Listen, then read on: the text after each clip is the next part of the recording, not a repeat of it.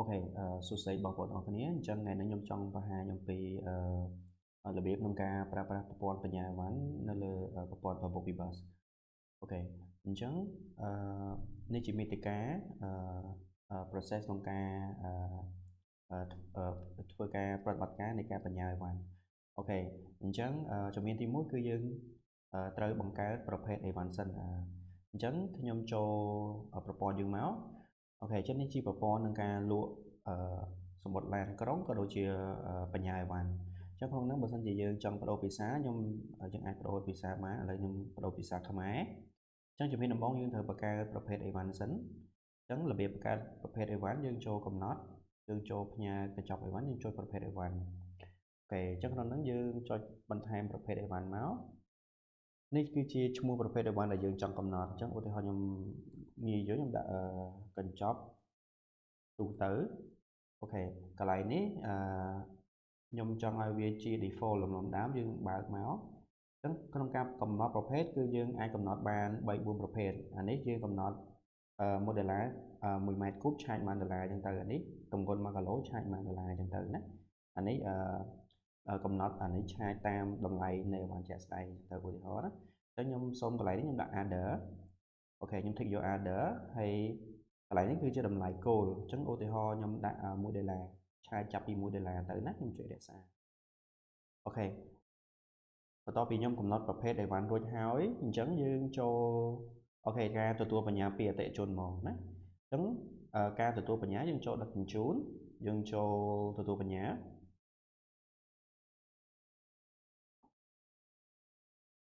អូខេអញ្ចឹងផ្នែកខាងឆ្វេងយើងជ្រើសយកគោលដៅសិនណាខ្ញុំជ្រើសពីសេនុមកភ្នំពេញអូខេនេះយើងទទួលកញ្ចប់អីវ៉ាន់ពីអតិថិជនឥឡូវខ្ញុំឧទាហរណ៍ខ្មែរក៏បានអង់គ្លេសក៏បានយើងសរសេរណាអូខេអញ្ចឹងថាកេះគ្រឿងសម្អាងអូខេអញ្ចឹងកន្លែងនេះយើងអូខេ default គឺកញ្ចប់ទូទៅអញ្ចឹងកន្លែងនេះឲ្យបង់តម្លៃតើកញ្ចប់អីវ៉ាន់ហ្នឹងតម្លៃប្រមាណឧទាហរណ៍$10អូខេអញ្ចឹងក្នុងនេះវាដាក់ default $1តែម្ដងតែបើយើងចង់ឆាយលើសពី$1យើងបាត់កែមកណាយើងដាក់$2អីវ៉ាន់ហ្នឹងងាយបែកអត់បើងាយបែកយើងអាចបើកថាងាយបែកទៅណាបើអត់ទេយើងបិទទៅកន្លែងនេះគឺតើអ្នកផ្ញើអ្នកបង់ប្រាក់ឬក៏អ្នកទទួលអ្នកបង់ប្រាក់អញ្ចឹងកន្លែងខ្ញុំដាក់អ្នកផ្ញើបង់ប្រាក់ខ្ញុំបញ្ចូលលេខទូរស័ព្ទអ្នកផ្ញើអូខេកន្លែងនេះយើងចង់ថែមក៏បានមិនថែមក៏បានអញ្ចឹងអ្នកទទួលលេខប៉ុន្មានណាខ្ញុំឧទាហរណ៍អូខេខ្ញុំចុចរក្សាទុកអូខេអញ្ចឹងការទទួលបញ្ញាអីវ៉ាន់ខ្ញុំបានជោគជ័យអញ្ចឹងខ្ញុំបោះពុម្ពខ្ញុំអាចបោះពុម្ព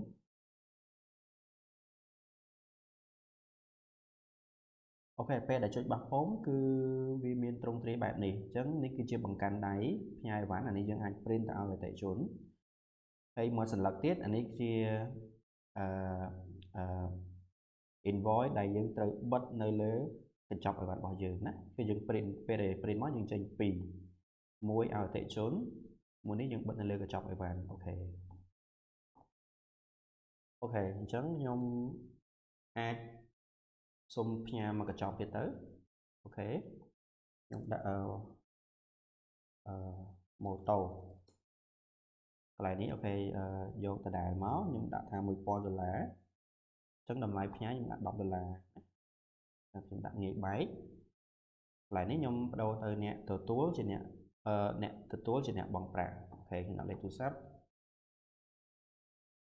អូខេអញ្ចឹងអ្នកទទួលលេខប្រមាណយើងវាយតាមនោះមកអូខេខ្ញុំជួយរក្សាទុកអូខេ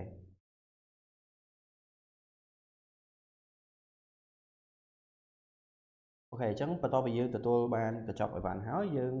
ដល់វគ្គយើងដឹកអីវ៉ាន់ចេញបង្កើតការបញ្ចុចជើងបង្កើតជើងដឹកដំណើរអូខេអញ្ចឹងយើងចូលដឹកជញ្ជូនយើងបង្កើតជើងដឹកជញ្ជូនអូខេបន្ទាប់មកយើងជ្រើសរើសគោលដៅយើងចង់ដឹកពីគោលដៅណាទៅគោលដៅណាយើងចង់ដឹកថ្ងៃណាអូខេចុងឧទាហរណ៍នេះមានគោលដៅចេញនៅម៉ោង4កន្លះមួយនិងម៉ោង6មួយខ្ញុំចុចចូលគោលដៅម៉ោង6អញ្ចឹងកន្លែងនេះតើយើងចង់ដឹកកញ្ចប់ណាទៅណាបើយើងចង់ដឹកតែកញ្ចប់នេះយើងធីកតែកញ្ចប់មួយនេះមក ta bây giờ trong đợt cần chọn tiền phí nhưng thích tiền ở màu nè. Ok chẳng ô thì họ nhưng đợt tiền ở nè nhưng thích tiền ở má nhóm chọn create shipment nhưng chọn ok. Ok chẳng ca bằng ca đừng chôn cái bàn trục chày.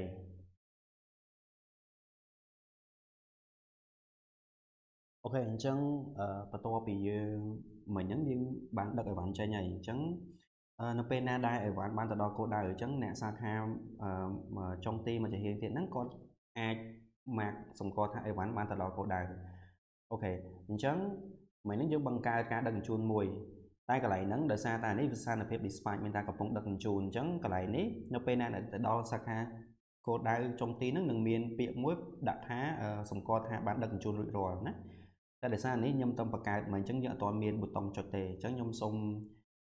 ប្រើ system នេះមួយទៀតនេះឃើញទេគឺយើងអាចសម្គាល់បានអញ្ចឹងយើងចុចសម្គាល់ថាបានមកដល់មកយើងចុចអូខេអូខេអញ្ចឹងអីវ៉ាន់ដែលបានដឹកជញ្ជូនហ្នឹងសាខាចុងទីបានបញ្ជាក់ថាអីវ៉ាន់ហ្នឹងបានមកដល់គោលដៅដោយសុវត្ថិភាព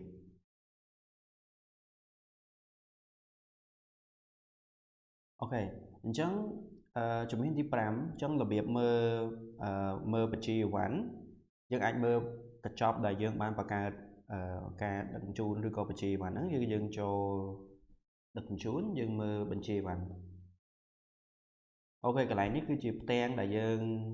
បង្កើតការដឹកជញ្ជូនអញ្ចឹងក្នុងនេះយើងមាន status មានលេខកូដមានប្រភេទមានស្ថានភាពថាដល់នៅមិនទាន់ដល់ទូទាត់នៅឬមិនទាន់ទូទាត់អញ្ចឹងណាបាទអូខេអញ្ចឹងទៅមុខទៀតយើងអាចមើលរបៀបការដឹកជញ្ជូនបានរបៀបមើលបញ្ជីដឹកជញ្ជូនអញ្ចឹងនៅក្នុង system យើងចូលការដឹកជញ្ជូនយើងចូលបញ្ជីការដឹកជញ្ជូនអូខេអញ្ចឹងមុននេះយើងបានអាស្រ័យឡានទិសដៅសេដូងពេញយើងបានអាស្រ័យមុនហ្នឹងម៉ោង4កន្លះណាអូខេឡានចេញម៉ោង4កន្លះយើងបានអាស្រ័យម៉ោង3:30នាទីអូខេអញ្ចឹងកន្លែងហ្នឹងបើយើងអាចបន្ថែមអីវ៉ាន់បានបើសិនជាក្នុងករណីយើងចង់បន្ថែមអីវ៉ាន់ណាអូខេហើយជំហានចុងក្រោយពេលដែលយើងធ្វើប្រតិបត្តិការជាប្រចាំថ្ងៃអញ្ចឹងទៅយើងអាចមើលរបាយការណ៍បានអញ្ចឹងរបៀបមើលរបាយការណ៍យើងចូល back end system យើងមកយើងចូលដឹកជញ្ជូនយើងចូលsorry យើងចូលរបាយការណ៍យើងចូលរបាយការណ៍ដឹកជញ្ជូនអូខេអញ្ចឹងកន្លែងនេះយើងដាក់ថ្ងៃឲ្យត្រូវមកហើយយើងចុចបង្កើតអូខេអញ្ចឹងខ្ញុំសូម select ថ្ងៃម្ដងទៀតឧទាហរណ៍ខ្ញុំដាក់ឲ្យច្រើនថ្ងៃសិនមកអូខេអញ្ចឹងមុនហ្នឹងយើងចេញតារាងមកហើយអូខេមានមួយកញ្ចប់អញ្ចឹងមុនហ្នឹងយើងតាមយើងចាំបានគឺមាន2កញ្ចប់ណាត្រូវទេយើងមាន2កញ្ចប់អញ្ចឹងខ្ញុំមើលផ្ទៀងផ្ទាត់ឡើងវិញអូខេយើងមាន2កញ្ចប់អញ្ចឹងកញ្ចប់មួយទៀតគឺមិនទាន់បង់ប្រាក់ណាអញ្ចឹងដើម្បីយើងឲ្យ generate ដោយកញ្ចប់មួយនឹងដែរយើងកន្លែងនេះយើងបដូរទៅជាថ្ងៃលក់ថ្ងៃបង់មានថាលុយចូលនេះ pay date នេះ issue date អញ្ចឹងយើងចុចថ្ងៃលក់មកអូខេនេះចេញមកហើយចឹងក្នុងនេះយើងមាន2កញ្ចប់ដូចទៅនឹងអ្វីដែលយើងបាននេះមុនហ្នឹងណាអូខេចឹងយើងមើលទៅថានេះវា unpaid អូខេអញ្ចឹង process ក្នុងការប្រតិបត្តិការក្នុងការបញ្ញាអីវ៉ាន់គឺមានតែប៉ុណ្្នឹងអរគុណច្រើន